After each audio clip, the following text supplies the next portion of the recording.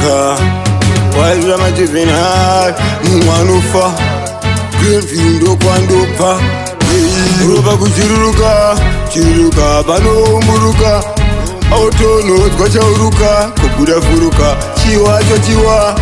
anagondwa waturuka siyachafumuka yakapurira nduduka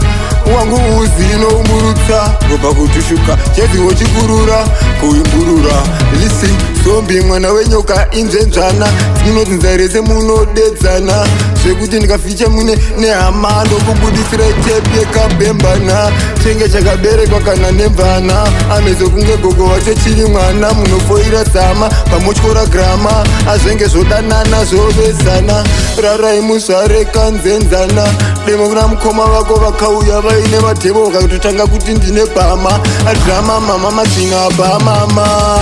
mpana uchakechesa hanzvadzi yako andaeji uchanyadzizana morusi wako rauri nambida ndo rinodzidako mabhebhe avo tova akunge ekugako kune mira here kuteni kwako zongu bichipoko kachitoma kachikwambo zvako kutomecha kunge tateguru rako kunge kari kuchema apa kachiseka zvako kasviba kunge gena kambo pako kakanzwa kuti wakafana nehanzvadzi dzako chidhoma chaniko chaimba simdanso kanjiriwo kwakakafukunurwa muzibako muwinda tapinda zvachinja ndachinja ndisingade kuzvinzwa zvekumba dzembida matondichikika inifanika maninja zombi kachipedza wese sati kachinja wanzwa kuti paya pateni pakatisa kofinya mafanike dadya radya yembwa eliva kana anga ehwiza bebi wacho kostika unge ginya yapisa chiruka panoumburuka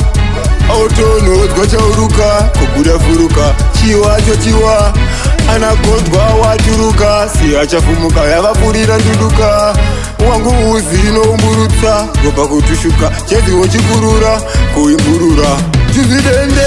kana uchikwata ndikwate kaya payashava kaprata titikwate klasi kusvika mangwana ishate ini ndokutsvagise mangwara timubate paya ndo pamabata timubate matibhira kuti wamamaka yondikate ane machinzi akasimero napate apa futi nini ndakaomera chikate kule makepi nzave munhu chigate kozingoma ndava pasi tsambatira dhipate akuvamamisira kuti havanamate vachandiona dhoni vachanditi namaste chidofo ndicho chinoita ti vavawate kona aikona sei kuti avate